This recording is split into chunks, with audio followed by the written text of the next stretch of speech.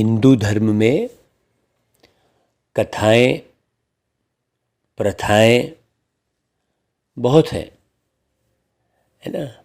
बहुत सारी नियम मर्यादाएं हैं, ये बहुत सारे हैं।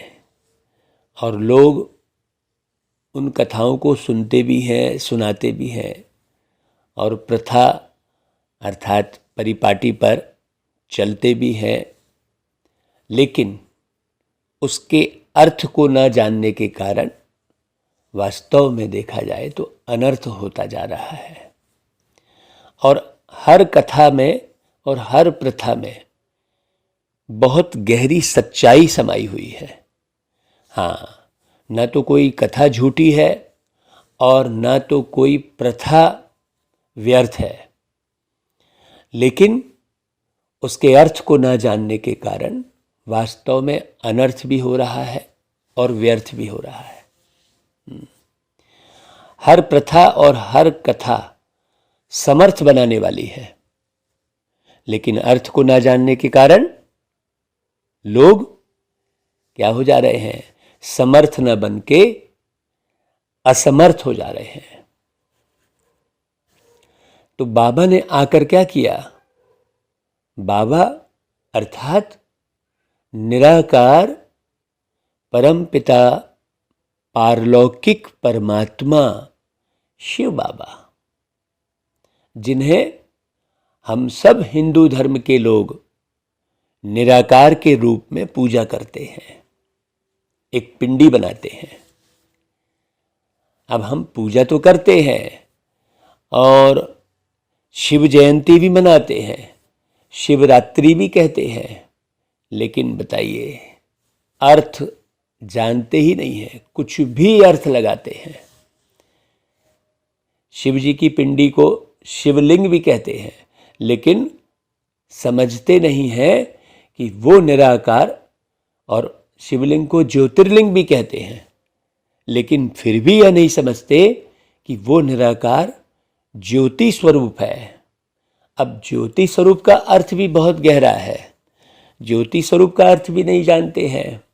स्थूल ज्योति जगाने लगते हैं, कोई कैंडल जलाता है, कोई मोमबत्ती जलाता है, कोई आजकल इलेक्ट्रिक लाइट जलाते हैं। ज्योति का अर्थ भी नहीं मालूम है। बाबा ने आकर सब अर्थ को बहुत अच्छे से समझाया। जब तक राइट क्या है, रॉन्ग क्या है, गलत क्या है, सही क्या है, ये समझ में नहीं आएगा, तब तक मूंझते रहेंगे, भटकते रहेंगे। और भटकने वाले व्यक्ति को क्रोध भी आएगा, भटकने वाले व्यक्ति को पश्चाताप भी होगा, भटकने वाले व्यक्ति को दुख भी होगा, भटकने वाले व्यक्ति को अशांति भी होगी। वास्तव में भटकने के कारण ही सारे विकारों में मनुष्य आत्माएं फंसती हैं।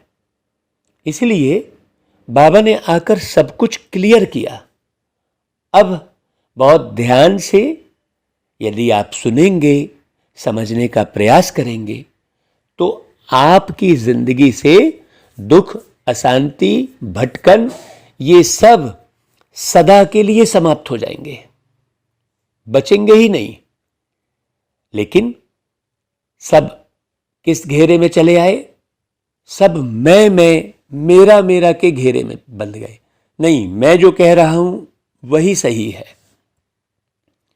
हमें यह समझना चाहिए कि परमात्मा कौन है, कब इस धरती पर आते हैं, आकर क्या करते हैं और वो क्या कहते हैं। परमात्मा जो कहेंगे वही सही होगा। बाकी मनुष्य आत्माएं अलग अलग अर्थ लगाकर जो भी समझा रही हैं वो पूरा गलत होता है। तो यदि आपको वास्तव में दुख, अशांति से, भटकने से, परेशानियों से बचना है तो सच्चाई की ओर चलना होगा। सच्चाई की ओर चलना अर्थात सत्य बातों को गहराई से, ध्यान से, इत्मीनान से, धैर्यता रखकर समझना होगा। हाँ, निर्णय लेना होगा, परखना होगा कि ये जो हम बाबा की मुरली सुना रहे हैं, अर्थ सहित बता रहे हैं, वो कितना सही है। हम ये नहीं कह रहे हैं कि आप आंख बंद करके जैसे दुनिया में विश्वास कर रहे हो वैसा कर लो, बल्कि आप आंख बंद करके कथा प्रथा को विश्वास करके करते चले आ रहे हो, है ना। हम वैसा भी नहीं कह रहे हैं, हम तो ये कह रहे हैं कि प्यारे पिता परमात्मा धरती पर आकर जो पढ़ाई पढ़ा रहे हैं उसे पढ़ने में गफलत मत करो। बाबा यही कह रहे हैं, मीठे बच्चे पढ़ाई में गफलत मत करो। गफलत मत करो का मतलब क्या हुआ? समझने का पूरा पूरा पुरुषार्थ करो, हड़बड़ी नहीं करो। हाँ हम तो समझ गए, हम तो 50 साल से ज्ञान में चल रहे हैं, हमें तो सब आ गया, ये क्या बताएंगे। नहीं, बाबा जिन गहराइयों को समझाना चाह रहे हैं उसके लिए खूब पढ़ाई पढ़नी होती है। पढ़ाई ही योग है, आप अच्छे से समझना। आप जितना ज़्यादा बार मुरली सुनेंगे, पढ़ेंगे, समझेंगे, धारण करेंगे, वही पूरा योग कहलाएगा। तब आपका परमात्मा से योग प्रति सेकंड, मिलियन सेकंड टूटेगा ही नहीं, और आप हर कार्य बहुत समझदारी से करेंगे और इतने सुखी हो जाएंगे, वही सुखधाम कहलाएगा। तो बाबा अविनाशी ज्ञान रत्नों से, बाबा के जो अविनाशी ज्ञान रत्न हैं उनसे अपनी झोली भरते रहो। झोली कौन सी? अपनी बुद्धि को, बुद्धि रूपी झोली को भरते रहो, उसमें कोताही नहीं बरतो। जब तक दुनिया चल रही है, विनाश जब तक नहीं हो जा रहा है, तब तक आपको समझना ही है। नहीं समझे हैं इसलिए विनाश नहीं हो रहा है। हाँ, जिस दिन आप पूरा समझ जाएंगे उस दिन ये पूरी पुरानी दुनिया, कलियुगी परिपाटी, ये सब समाप्त हो जाएगी।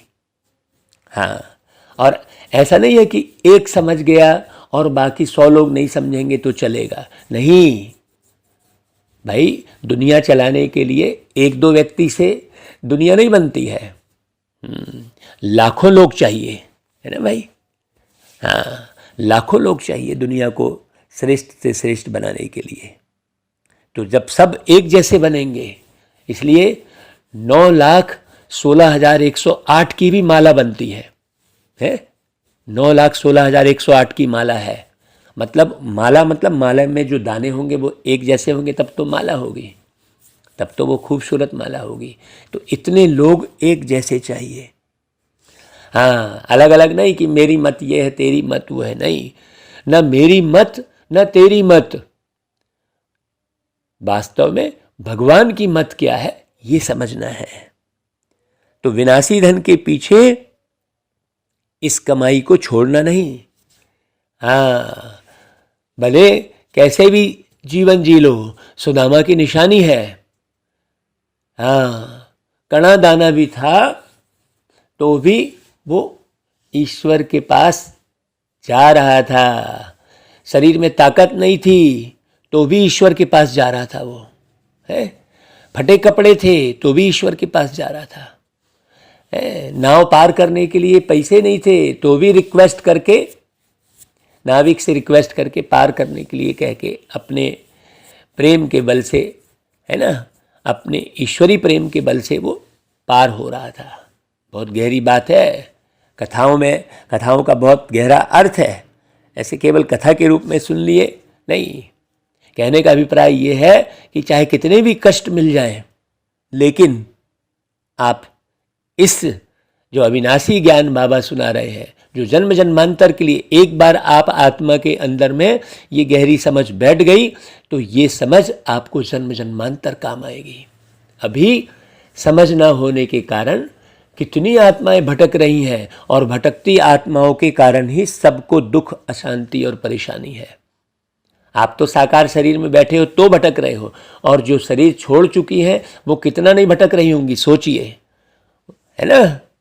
आप साकार शरीर में बैठ कर भी भटक रहे हो तो वो कैसे नहीं भटक रही होंगी। तो भटकते लोग, भटकती आत्माएं, है ना, कितनी परेशानी का सबब है, सोचने की बात है। बाबा कहते हैं जो बच्चे बाप के समान रहम दिल है उनकी निशानियां क्या होंगी? सबसे पहली बात, उनकी निशानी यह है कि ज्ञान का नशा चढ़ा हुआ होगा। हाँ, अभी एक बात फिर गहरी समझने की है। ज्ञान का नशा चढ़ा हुआ होगा मतलब गहरी समझ होगी। हर बात वो समझ से बोलेंगे, हर कार्य समझ से करेंगे, शांति से करेंगे, प्रेम से करेंगे, आनंद में रहकर करेंगे। वे ज्ञान रत्नों को स्वयं में धारण कर दूसरों को ज्ञान का इंजेक्शन लगाते रहेंगे। हाँ, इंजेक्शन मतलब क्या? इंजेक्शन मतलब इंजेक्शन अंदर जाता है ना, गहरे है, मतलब ज्ञान की इतनी गहराई में ले जाएंगे जो हर एक व्यक्ति को वो ज्ञान समझ में आ जाएगा। इंजेक्शन लगाने का मतलब ये कहलाया। इंजेक्शन बहुत पतला होता है, सुई पतली होती है और उसे अंदर डाला जाता है और फिर उसमें दवाई डाली जाती है ना भाई, जो पूरे शरीर में डायरेक्ट पहुंचती है। एक एक शब्द के अर्थ को समझना। तो ये अर्थ सहित मुरली सुनना और सुनाना, ऐसे नहीं हमने फॉर्मेलिटी बताया और जल्दी जल्दी प्रश्न उत्तर, मीठे बच्चे, फिर वरदान सार, गीत आया तो गीत को हमने कैसेट में बजा के सुन लिया, हाँ हो गई मुरली, चलो भाई। ऐसे में तो कई सैकड़ों बरस बीत जाएंगे और निर्माण नहीं होगा। हमको एक एक बात समझनी है। तो बाबा कह रहे हैं ज्ञान का इंजेक्शन लगाते रहेंगे, मतलब ज्ञान को गहरे अर्थ सहित समझाते रहेंगे। ऐसे गहरे समझाएंगे जो बुद्धि के अंदर प्रवेश करे लोगों के, कि हाँ भाई ये बात समझने की है। सबको आसुरी मत से छुड़ाते रहेंगे। कोई भी जरा भी गलती कर रहा होगा तो उनको तड़प होगी कि अरे यार इस बच्चे को, इस आत्मा को कैसे उस गलत मार्ग से चलने से बचा लूं। तड़प होगी उस आत्मा को। हाँ, जो आत्मा बाप समान रहम दिल होगी ना, वो जरा भी किसी को गलत मार्ग पर चलते हुए बर्दाश्त नहीं कर सकेगी। बहुत गहरी बात समझने की है। दूसरी पॉइंट बाबा क्या सुना रहा है, सुनिए। जो बाबा सुनाते हैं उसे नोट करेंगे कि बाबा ने ये जो सुनाया है, नोट करेंगे का अर्थ क्या हुआ, उसको विस्तार से समझेंगे। तो बाबा की बातों को गौर करेंगे कि बाबा ने ये जो बात सुनाई है ये क्यों सुनाई है, इसके पीछे और क्या राज है, इसे और कितने गहरे से समझना है। वो बाबा की बातों पर गौर करेंगे।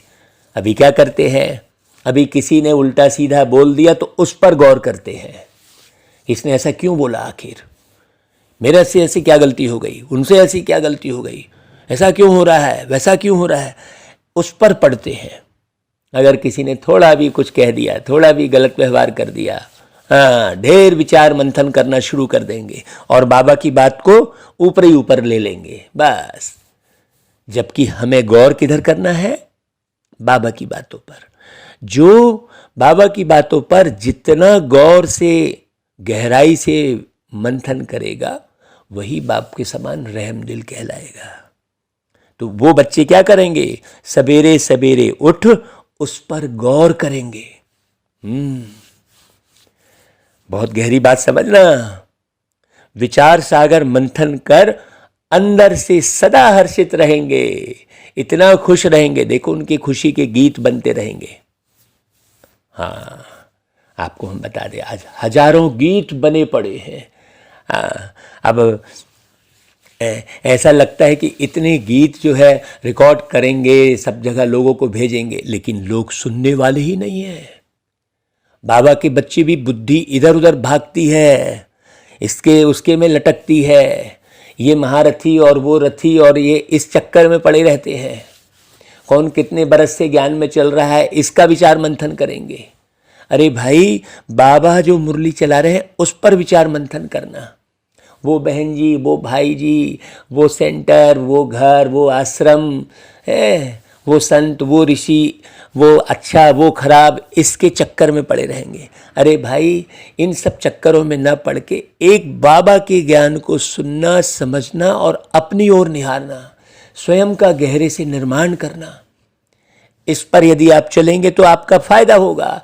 और जमाने भर में भटकते रहेंगे तो क्या फायदा होगा। बाबा ने कहा, देखो गीत बजवाया, हमारे तीर्थ न्यारे हैं। बहुत गहरी बात है। जो बाबा जो हमको समझ दे रहे हैं वो बिल्कुल न्यारी समझ है। इसलिए दुनिया में लोग कहते हैं भगवान की गत मत न्यारी है, उसे हर कोई नहीं समझ पाता। ओम शांति। भाई, शिव की जयंती कब होती है, वह परमपिता परमात्मा शिव कब अवतरित होते हैं, यह भारतवासी नहीं जानते। बस खाली शिव जयंती मनाते हैं, कृष्ण जी की जयंती मनाते हैं, लेकिन मालूम है कि ऐसे रात को जन्म हुआ, उनकी कहानी भी गढ़ी हुई है, सब कुछ। तुम बच्चे भी नंबरवार पुरुषार्थ अनुसार जानते हो कि शिव कब अवतार लेते हैं। गाते हैं रात्रि को अवतार लिया, परंतु कौन सी रात्रि है? रात्रि तो रोज ही आ रही है?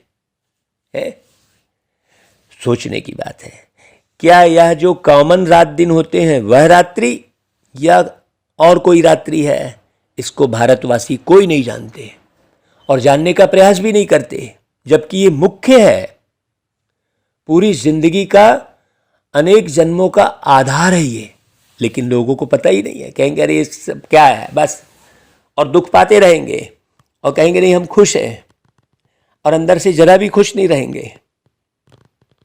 शिव के बदले क्या कर दिया उन्होंने? फिर कृष्ण का जन्म रात्रि 12 बजे का रख दिया है। अब ये रात्रि 12 बजे क्या है ये किसी को मालूम नहीं। हाँ, यह जानते ही नहीं। अब आपको हम बताएं ये रात्रि 12 बजे क्या है। कृष्ण भी रात को ही आते हैं। हाँ, ये बेहद की रात की बात है, संगम युग की बात है। हाँ, कृष्ण जी का निर्माण संगम युग में ही होता है। और कौन करते हैं? शिव भगवान करते हैं। सोचो, शिव को मानते हैं, परंतु वह कब जन्म लेते हैं यह जानते नहीं। शिव के अवतरण का दिन सबके लिए सबसे बड़े से बड़ा दिन है, क्योंकि वह सर्व के सद्गति दाता है। जब सबके ऊपर भीड़ पड़ती है, अर्थात दुख होते हैं, तब चिल्लाते हैं। देखो, भीड़ पड़ी है भारी, ऐसा करके गीत है ना। अब देखो यहाँ पर भीड़ का अर्थ तो बहुत सारी जनसंख्या से भी हुआ। वास्तव में बहुत सारी जनसंख्या के कारण भी बहुत दुख होता है ना भाई। दुख का एक बहुत कारण भीड़ है। आप कहीं भीड़ में चले जाओगे तो कष्ट होगा ही होगा आपको। अब मेले मलाखड़े में, कुंभ मेले में जाते हैं, ढेर भीड़ होती है, न जाने कितने दब चप के खत्म हो जाते हैं। तो भीड़ के दो अर्थ हो गए ना भाई। फिर जब बहुत सारी भीड़ हो जाती है, कोई रास्ता दिखाई नहीं देता, तो कहते हैं वो पतित पावन आओ, ओ गॉड फादर रहम करो। पोप भी कहते हैं हे गॉड फादर इन मनुष्यों के ऊपर रहम करो। या एक दो को मारने के लिए तैयार हो गए हैं, कोई की सुनते भी नहीं है। अभी करंट में देखो युद्ध चल रहा है ना। दो देश में युद्ध चल रहा है ना, अभी वर्तमान में चल ही रहा है। अब वो पूरा बम से उड़ाने के चक्कर में है। देखो, कोई की सुनते भी नहीं है। उन्हों को ईश्वरी कोई मत दे तो मानते भी नहीं है। कोई घर में बिगड़ते हैं तो कहते हैं ईश्वर इनको अच्छी मत दो। क्यों कहते हैं भाई? क्योंकि आसुरी मत पर चल रहे हैं। अब भगवान है कौन यह भी नहीं जानते, कह देते हैं भगवान निराकार है, सर्वव्यापी है। फिर तो कोई बात ठहरती ही नहीं है। सोचने की बात है। तुम बच्चे जानते हो बाबा कैसे साधारण ब्रह्मा के तन में अवतार लेते हैं। ब्रह्मा कहाँ पैदा हुए यह भी भारतवासी नहीं जानते। ब्रह्मा की भी कोई हिस्ट्री नहीं है, बस ब्रह्मा ब्रह्मा कहते हैं। दादा का चित्र देख फिर मूंझते हैं, इनमें कैसे आ जाएंगे भगवान है, ये कैसे ब्रह्मा हो जाएंगे। समझते हैं ब्रह्मा ने विष्णु की नाभि से जन्म लिया है, तो फिर विष्णु कहाँ है वो भी समझो। फिर है कहेंगे क्षीर सागर में बैठे हैं विष्णु, शेषनाग की सैया पर कहाँ बैठे हैं, किसी ने देखा भी नहीं, किसी ने जाना भी नहीं, उसका गहरा अर्थ भी नहीं समझा। बस अब नाभि से जन्म तो किसका हो नहीं सकता भाई है। नाभि से ऐसे बाहर पाइप निकल के, वास्तव में वास्तव में नार जुड़ी रहती है। जिसका भी जन्म होता है वो शरीर की बात है। विष्णु कहाँ के रहने वाले हैं, किसकी भी बायोग्राफी को जानते ही नहीं। क्या ब्रह्मा द्वारा विष्णु ने सब वेदों का सार सुनाया? भाई ब्रह्मा को हाथ में वेद दे दिए हैं और नाभि से निकला है। सोचने की बात है। यह भी नहीं हो सकता। बाप समझाते हैं एक दो बच्चों को देही अभिमानी होकर यहाँ बैठना है। जब तक आत्मा न समझे व्यक्ति अपने आप को, तब तक कुछ भी समझ में आएगा ही नहीं। वो कथा कहानी में ही घूमता रहेगा। हाँ, हम आत्मा परम पिता परमात्मा से इन कानों द्वारा सुन रहे हैं, पहले ये निश्चय हो। परंतु बच्चे घड़ी घड़ी भूल जाते हैं। हम आत्माओं के साथ परम पिता परमात्मा वार्तालाप कर रहे हैं। जब तक ये पक्का नहीं होगा ना, तब तक मूंझते रहेंगे। है ये कैसे, वो कैसे, जमाने भर की कथा कहानी याद आएगी, जमाने भर के वेद के जो है वाक्य याद आएंगे। सोचने की बात है। बाबा जो सबके सदगति दाता है, ज्ञान के सागर हैं, वो बैठ बच्चों को पढ़ाते हैं। यह सिवाय तुम्हारे किसकी बुद्धि में बैठता ही नहीं है। इसलिए इतना रिगार्ड नहीं रखते हैं इस ज्ञान का। अगर निश्चय हो कि भगवान पढ़ाते हैं तो यह पढ़ाई एक सेकंड भी नहीं छोड़ सकते, पूरे समय बुद्धि में हाँ रहेगा। यह पढ़ाई आधा पौना घंटा चलती है। बाप कहते हैं सिर्फ मुझे याद करो। पढ़ने के बाद बाबा को याद आनी चाहिए। यह एक बात कभी नहीं भूलो, बाकी तो है विस्तार। बाबा समझाते हैं यह जो वेद शास्त्र पढ़ना, दान पुण्य करना, यह जो भी करते आए हो, यह भी ड्रामा बना हुआ है, कोई बात नहीं है। आधा समय ज्ञान और आधा समय भक्ति। ब्रह्मा का दिन, ब्रह्मा की रात, यह कॉमन दिन रात तो जानवर भी जानते हैं, है ना भाई। रात होती है सो जाते हैं। परंतु यह ब्रह्मा का दिन रात तो बड़े बड़े विद्वान भी नहीं जानते। तुम बच्चों को गृहस्थ व्यवहार में रहते, धंधा आदि करते पढ़ना भी जरूर है। इसमें गफलत नहीं करनी चाहिए। बाबा जानते हैं फलाने फलाने गफलत करते हैं, रेगुलर पढ़ते नहीं हैं तो नापास हो जाएंगे, वह कम पद पाएंगे, क्योंकि विनाशी धन के लोभी हैं। अविनाशी ज्ञान रत्नों का कदर नहीं है। यह तो तुम बच्चे ही जानते हो। साथ में यह अविनाशी रत्न ही चलेंगे। हाँ, जिन्होंने बहुत पैसे इकट्ठे किए हैं उन्हों के पिछाड़ी गवर्नमेंट पड़ी हुई है? जैसे मनुष्य का मौत आता है तो पीले हो जाते हैं, वैसे गवर्नमेंट के ऑफिसर्स लेने के लिए आते हैं तो पीले हो जाते हैं।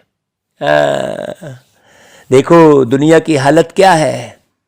हम समझाते हैं बच्चे समय बहुत थोड़ा है, इस मृत्यु लोक को नर्क कहा जाता है।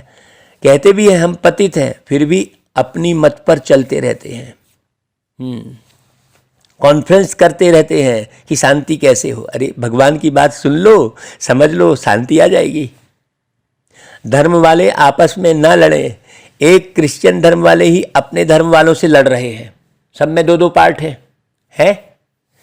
बहुत कल ही एक न्यूज आया था कि सबसे ज़्यादा आपस में उनके धर्म की ही लड़ाई होती है।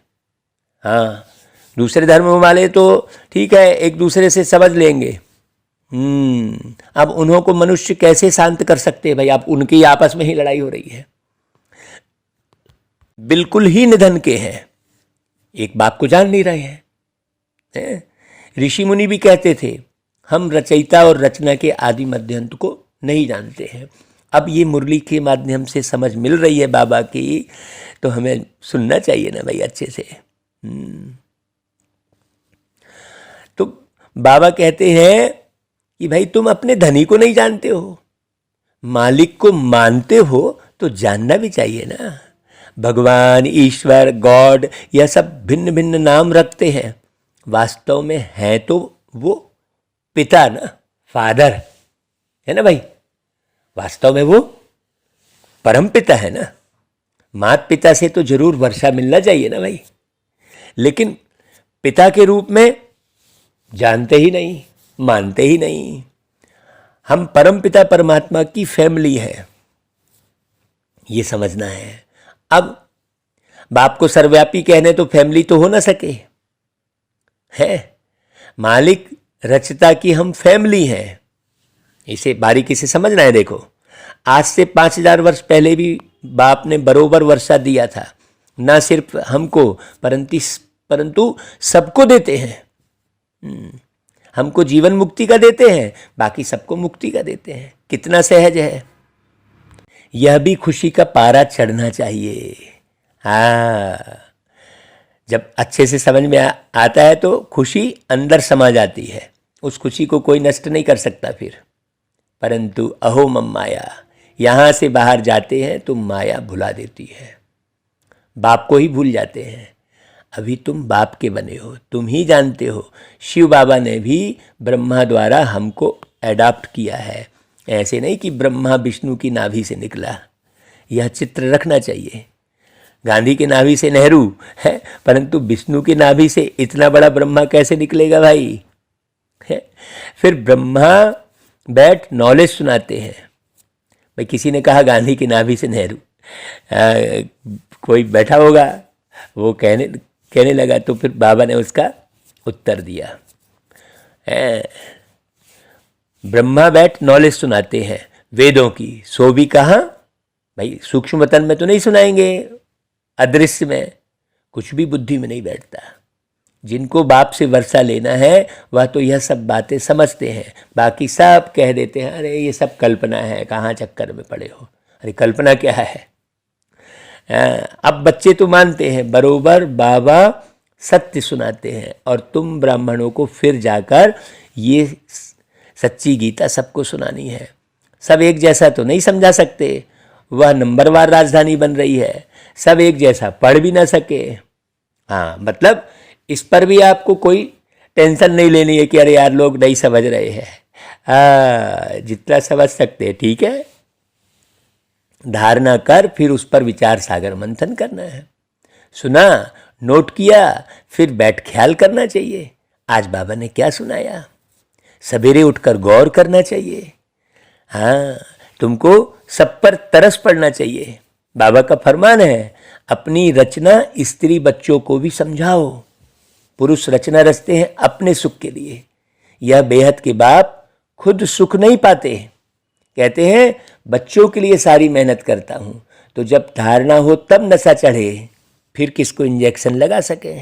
बाबा मिसल रहम दिल बनना है भाई, आसुरी मत से सबको छुड़ाना है। कितनी भारी दुश्मनी है राम और रावण की, दिखाया है। यह है रावण राज्य और सतयुग है राम राज्य, कलयुग है रावण राज्य। मनुष्य तो कुछ नहीं जानते कि पावन कौन बनाते, पतित कौन बनाते। बाप कितना अच्छी रीति समझाते हैं, समझाने के लिए ही यह चित्र बनाए हैं। वर्ल्ड की हिस्ट्री ज्योग्राफी बाबा ही समझाते हैं, इन चित्रों में बहुत अच्छा लिखा हुआ है।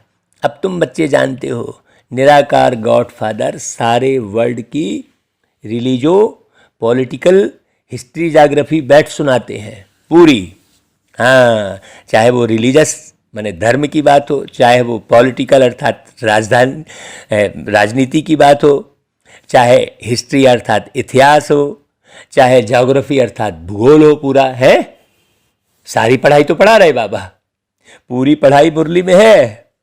हाँ भाई, सतयुग की राजधानी स्थापन कर रहे तो वो राजनीति बहुत अच्छे तरीके से बता रहे हैं, धर्म क्या है वो बहुत अच्छे से बता रहे हैं, पूरी हिस्ट्री ओरिजिनल आत्मा की हिस्ट्री बता रहे हैं, है ना भाई।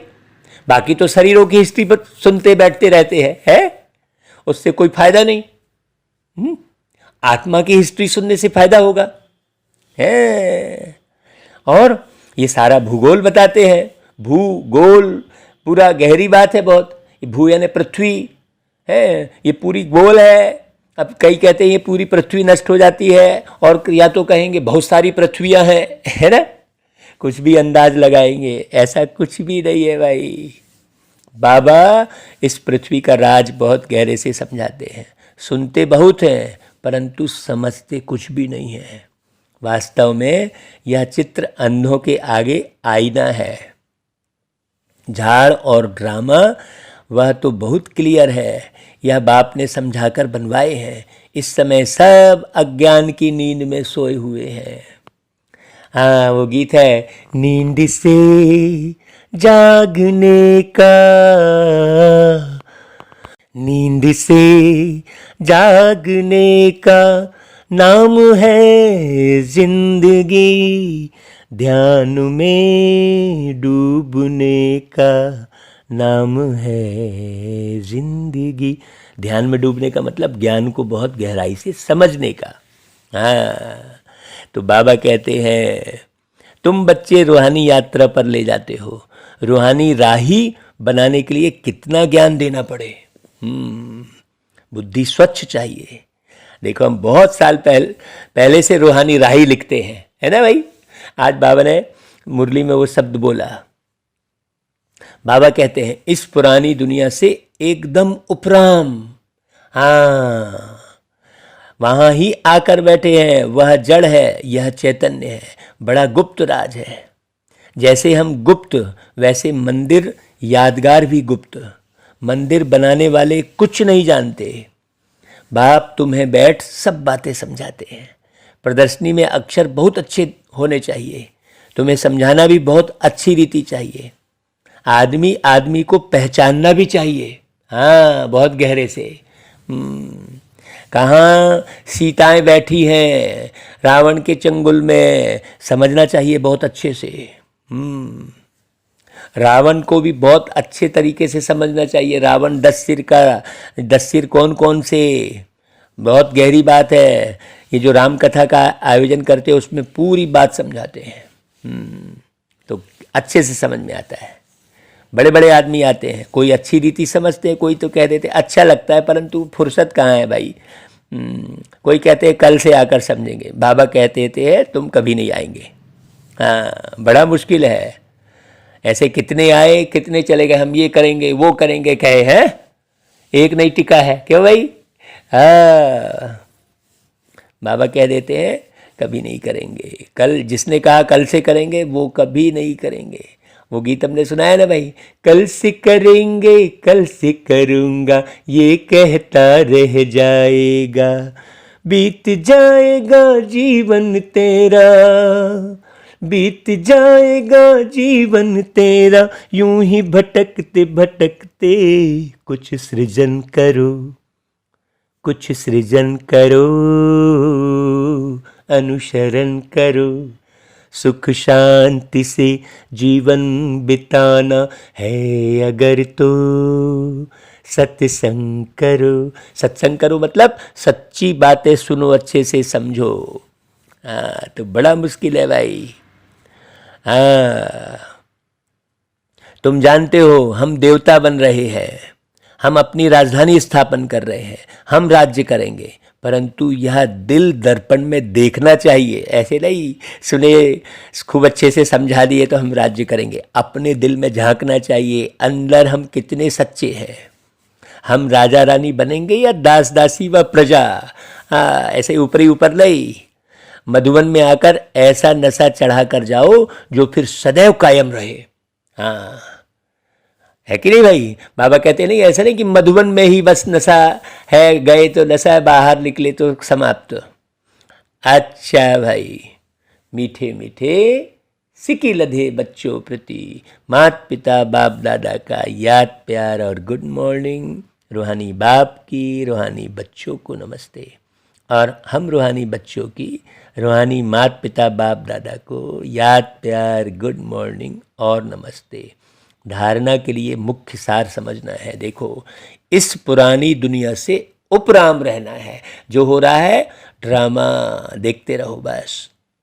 स्वच्छ बुद्धि बन ज्ञान धारण करके फिर दूसरों को धारण कराना है। हाँ, अपनी बुद्धि में किसी भी प्रकार की मलिनता, कोई भी परिस्थिति का प्रभाव, किसी भी व्यक्ति के स्वभाव का प्रभाव अपनी बुद्धि में नहीं पड़ने देना। विचार सागर मंथन करना है। यदि आप ज्ञान की बारीकियों की गहराई में उतरते विचार सागर मंथन करते रहेंगे तो बुद्धि आपकी बहुत मजबूत और मस्त बनती चली जाएगी। क्यों? बुद्धि के बल से ही आप सतयुग में नीचे आएंगे, वापस इस दुनिया में।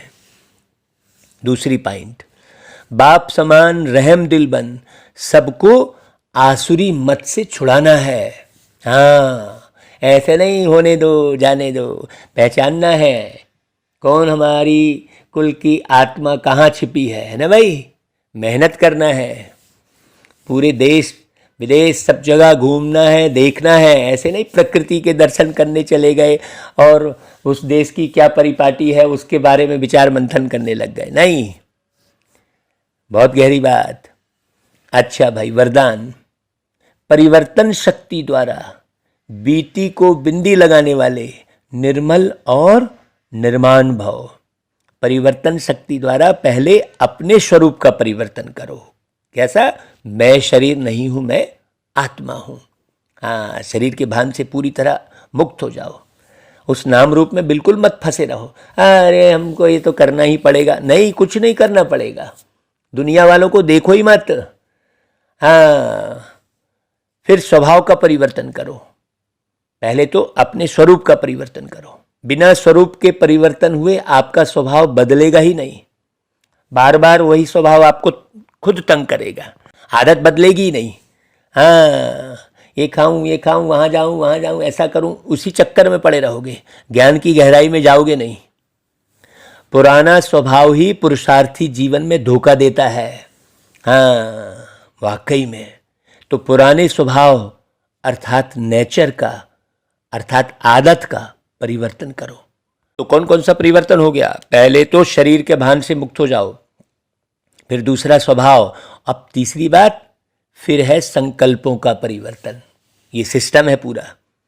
आप कहेंगे हमारे संकल्प परिवर्तित हो जाए, ऐसा हो नहीं सकता। तो व्यर्थ संकल्पों को समर्थ में परिवर्तन कर दो। हाँ, इस प्रकार परिवर्तन शक्ति द्वारा हर बीती को बिंदी लगा दो, तो निर्मल और निर्माण स्वतः बन जाएंगे। जो हमारी मीठी दादी प्रकाशमणि जी ने कहा था, निमित्त, निर्मल और निर्माण। हाँ, अभी स्लोगन देखो। मस्तक पर स्मृति का तिलक सदा चमकता रहे, यही सच्चे सुहाग की निशानी है। हाँ, चेहरे की चमक की तरफ मत जाओ।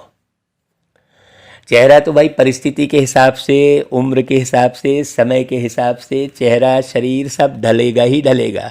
उसको आप कुछ नहीं कर सकते, इसलिए उसकी ज़्यादा फिक्र मत करो।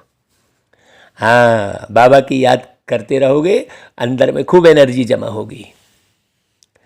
अच्छा भाई, आज जो है दादियों की पुरानी डायरी से कुछ चुने हुए अनमोल रत्न आपको बताए जा रहे हैं। आप सुनना, देखो दादियाँ डायरी लिखती थी, हम भी डायरियाँ खूब लिखे हैं। कभी हम अपनी डायरी से भी आपको सुनाएंगे। देखो, मनुष्य की वैल्यू शुद्ध बुद्धि और अशुद्ध बुद्धि पर होती है। जैसे सर्वोत्तम देवी देवता घराने की बुद्धि सर्वोत्तम वैल्यूबल है, ऐसे मध्यम घराने की मध्यम वैल्यू है। इसी प्रकार से कनिष्ठ घराने के बुद्धि की वैल्यू भी कनिष्ठ ही है। यह तीन संप्रदाय हैं। देखो, बुद्धि की बात कही, इन तीनों का मदार सारा किस पर है? बुद्धि पर है। हाँ, सर्वोत्तम, मध्यम और कनिष्ठ।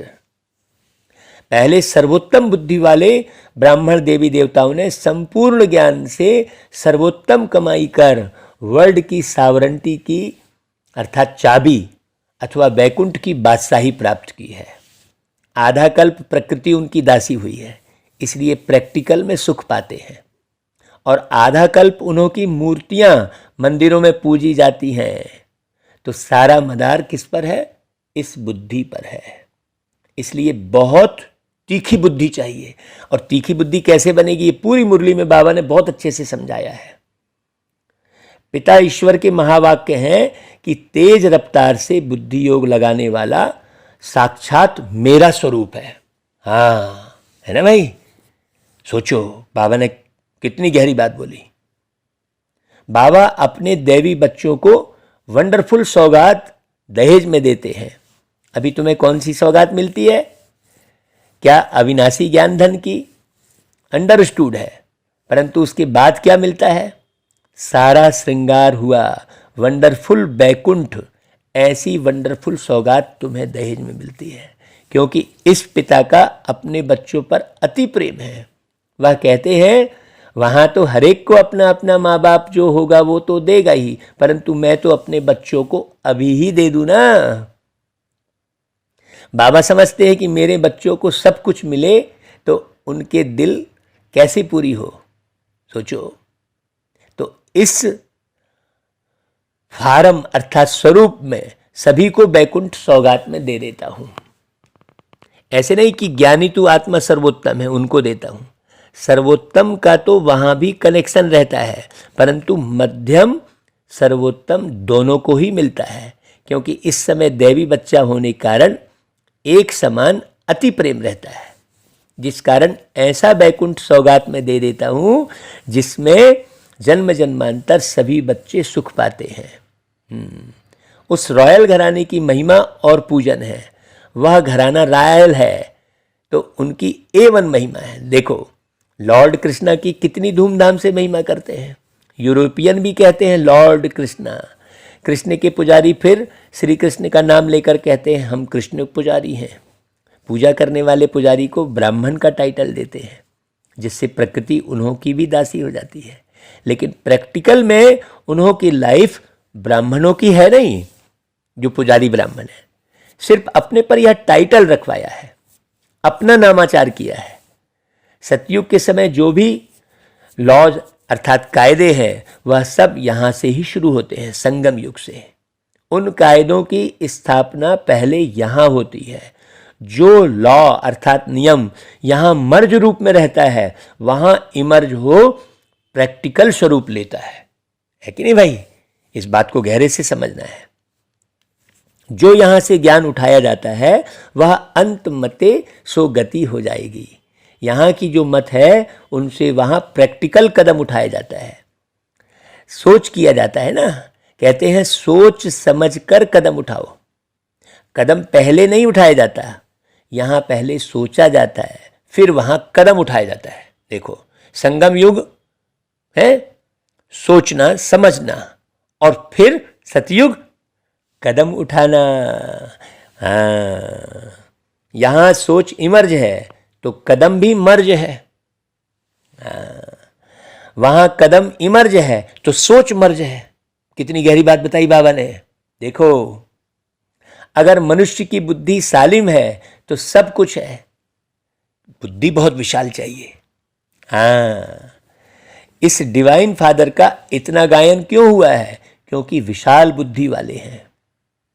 बुद्धि से ही मनुष्य राजा और बुद्धि से ही रंक बनता है। बुद्धि सभी कर्मेंद्रियों में शिरोमणि गाई जाती है। हाँ, बुद्धि विशाल बुद्धि वाली डिवाइन आत्मा का मस्तक चमकता है क्योंकि बुद्धि में सारा ज्ञान भरा है।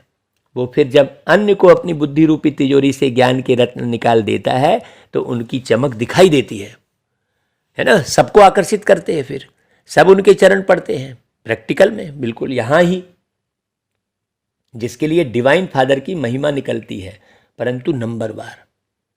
उन्होंने भी शिरोमणि डिवाइन फादर प्रजापिता ब्रह्मा की महिमा गाई हुई है। अच्छा भाई, ओम शांति। अब इसकी डिटेल पूरी जो डायरी से जो महावाक्य निकाले थे उसकी डिटेल आप खुद समझना। जहाँ समझ में ना आए तो ये सेवाधारी बिल्कुल तैयार है हमेशा। ओम शांति।